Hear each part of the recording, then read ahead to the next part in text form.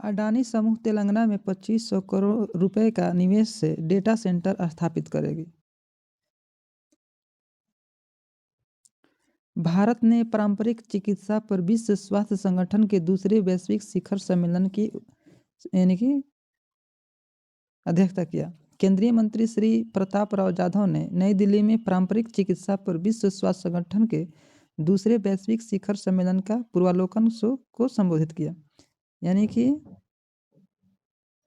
पारंपरिक चिकित्सा पर विश्व स्वास्थ्य संगठन के दूसरे वैश्विक शिखर सम्मेलन कहाँ होगा? तो नई दिल्ली में होगा। भारत ने नई दिल्ली में पारंपरिक चिकित्सा पर दूसरे विश्व स्वास्थ्य संगठन के वैश्विक शिखर सम्मेलन की सह मेजबानी करेगा। संयुक्त राष्ट्र पर्यावरण सभा का 7वां सत्र केन्या की राजधानी नैरोबी में शुरू हुआ। संयुक्त राष्ट्र पर्यावरण सभा का 7वां सत्र कहाँ हुआ? तो केन्या नैरोबी में। श्रम एवं रोजगार मंत्रालय ने केंद्रीय मंत्री डॉक्टर मनसुख मंडाविया और श्री सत्य नडेला की उपस्थिति में माइक्रोसॉफ्ट के साथ समझौता ज्ञापन पर हस्ताक्षर किया। यानी क्वेश्चन बनेगा कि श्रम एवं रोजगार मंत्रालय ने केंद्रीय मंत्री डॉक्टर मनसुख मंडाविया ने किसके साथ समझौता पर, किसके उपस्थिति में समझौता किया? तो माइक्रोसॉफ्ट के साथ।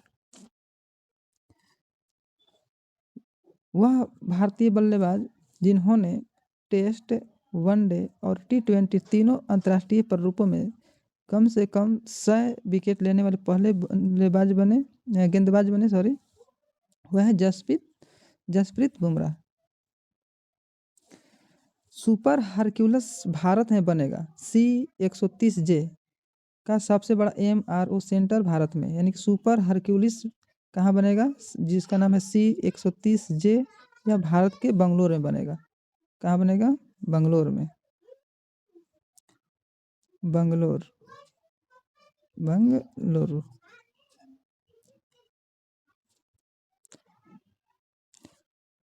राष्ट्रीय हस्तशिल्प पुरस्कार यह भारत सरकार द्वारा उत्कृष्ट शिल्पकारों को दिया जाने वाला सर्वोच्च सम्मान है। इसे 1965 में शुरू किया गया। शिल्प गुरु पुरस्कार 2002 में शुरू हुआ। भारत के राष्ट्रपति ने 2025 में यानी कि 9 दिसंबर 2025 को नई दिल्ली के विज्ञान भवन में 2023 और 2024 के पुरस्कार प्रदान किए और इसमें कुल 48 शिल्पकार और डिजाइनर समेत सम्मानित किए गए, जिसमें 20 महिलाएं शामिल हैं। Bharat that is India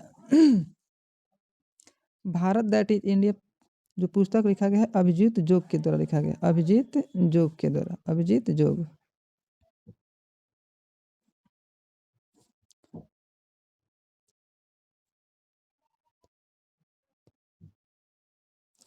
Microsoft ने भारत में AI को बढ़ावा देने के लिए 17.5 बिलियन निवेश की घोषणा किया। माइक्रोसॉफ्ट ने भारत में AI को बढ़ावा देने के लिए 17.5 बिलियन निवेश का घोषणा किया। 16 साल से कम उम्र के बच्चों पर सोशल मीडिया बैन ऑस्ट्रेलिया। 16 साल से कम उम्र के बच्चों पर सोशल मीडिया बैन कर दिया ऑस्ट्रेलिया। 10 दिसंबर से यह लागू होगा नियम। Global AI show 2025 Abu Dhabi में होगा दिसंबर में। यूट्यूब के नील मोहन बने टाइम्स के CEO of the year. Times के CEO ऑफ द ईयर कौन बने? नील मोहन। भारतीय मूल के फोर्ब्स 30 अंडर 30 में आर्किन गुप्ता को शामिल किया गया। बॉलीवुड स्टार रवीना टंडन ने पेटा इंडिया का शीर्ष वार्षिक पुरस्कार जीता।